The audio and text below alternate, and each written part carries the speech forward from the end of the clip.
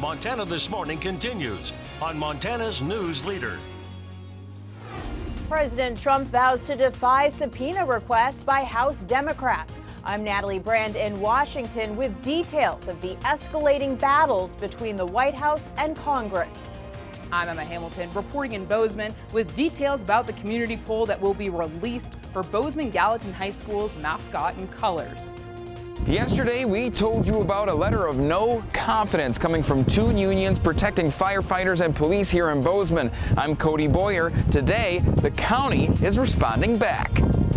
Good morning to you and welcome to your Thursday. It is 6:29. I'm Missy O'Malley with Chet Lehman. Matt Elwell has our forecast here in just a moment. But a top story for you now. President Trump is testing the ability of Congress to conduct oversight on the president. Yeah, he's fighting multiple efforts by House Democrats to interview current and former administration officials, see his tax returns, and obtain financial documents. CBS's Natalie Brand is in Washington this morning with the details.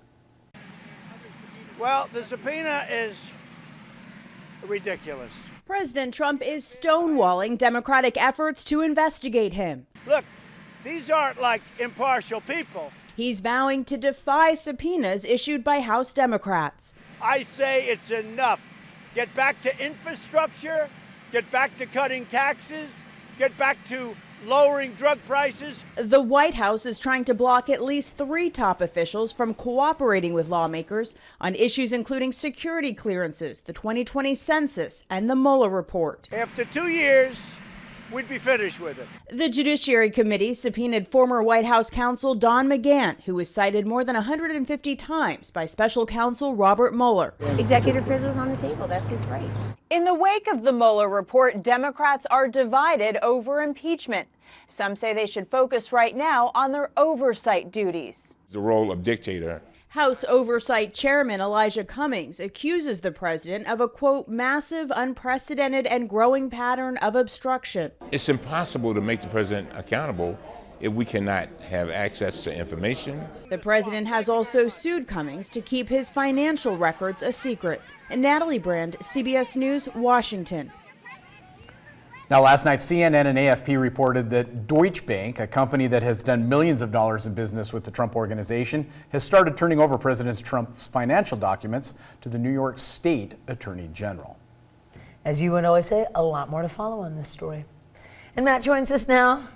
And I'm not exactly excited for some drips and drops. I want that sun to just linger. Let's just soak in today then. Okay. We'll focus on today, and then coming up here in about 10 minutes, I'll tell you Let the about drops fall where they may. Exactly. Temperatures this morning are chilly. You'll want those jackets on the way out the door. 16 this morning west Yellowstone, 33 at Bozeman Yellowstone International Airport, 26 degrees in the mining city.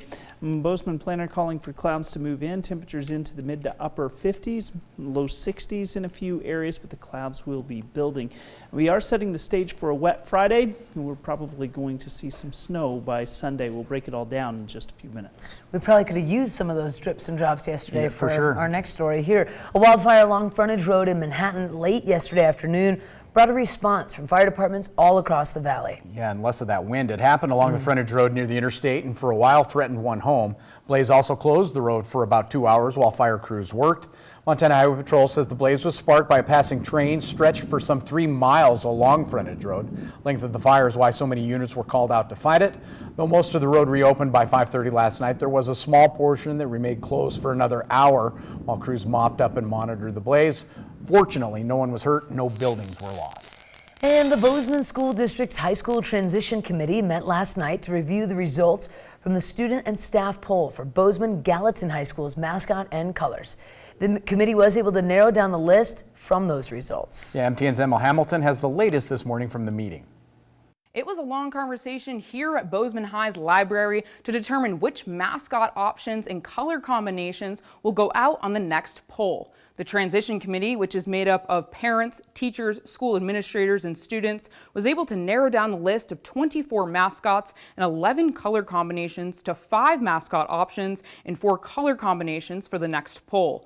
The committee also decided that it will send out a community and another student poll.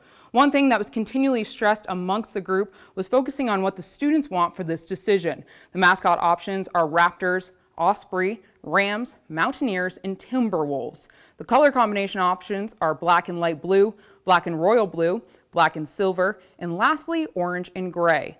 Many members in the community have expressed being in favor of having the Mountaineers as the mascot in honor of Staff Sergeant Travis Atkins, who received the Medal of Honor last month. The Mountaineers was a top choice on the staff poll, but not one on the student poll. There was a 44% response rate for students and 75% for staff.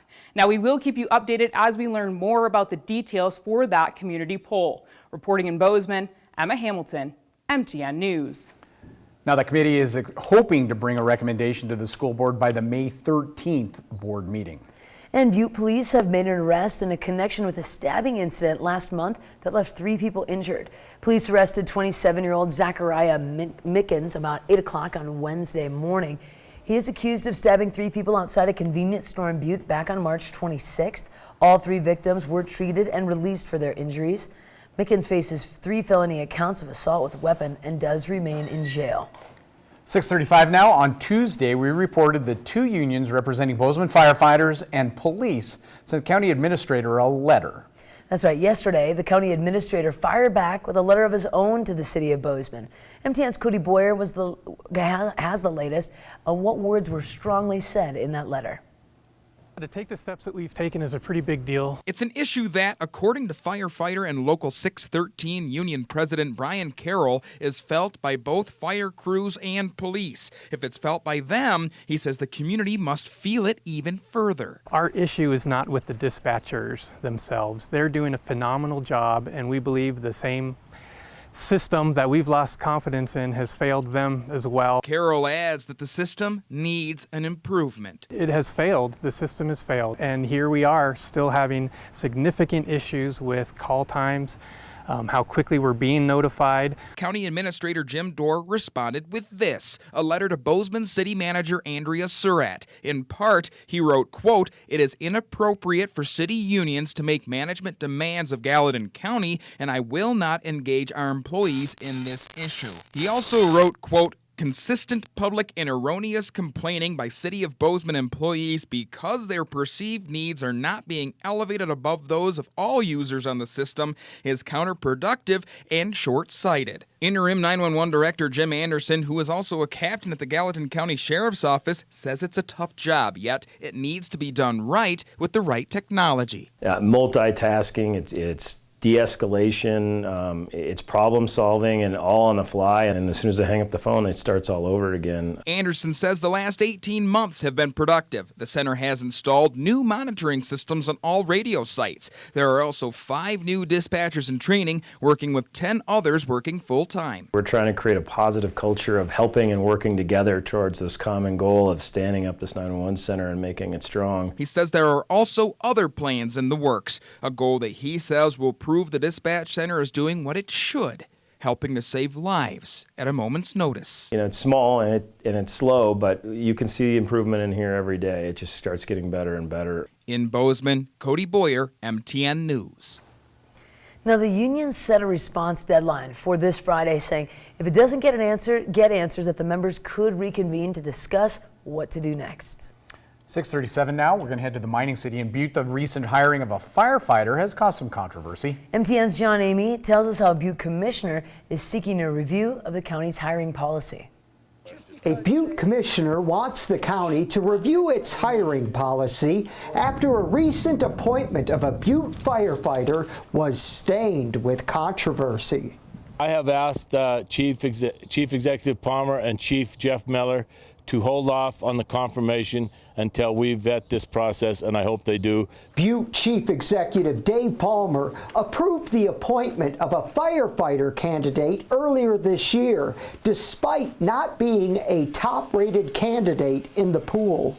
We have received a letter from the Fire Commission and from the battalion chiefs and the assistant chief, and once we receive the letter, I don't think we can ignore their concerns, and I think we need to address them. The chief executive has said he selected candidate Levi Davenport because he lives in Butte. Some argue the decision was not based on merit. There's 5 people on the fire commission, and we have 5 people that are the battalion chiefs and the assistant fire chief. That amounts to 10 people who are disagreeing with the practice that was used to hire these people. And I think as long as we have 10 people that say that it wasn't done right, and we have 1 person that says it's done right, I think it's our duty to address this in the commission. Anonymous letters were sent to the chief executive's office and the fire chief's office in late March and early April, suggesting nepotism in the hiring of candidate Levi Davenport because he happens to be the son-in-law of Butte County Attorney Eileen Joyce. I have nothing against the person that's going to be hired. All I think is we should review the process and make sure that we're not opening ourselves up to legal action.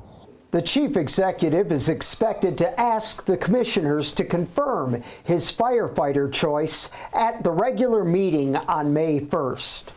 In Butte, John Amy, MTN News. Fire Chief Miller said he could not comment on the situation. Chief Executive Palmer was not available for comment. So we'll get the follow-up on that story for sure. In the meantime, we have to take a quick break. Stay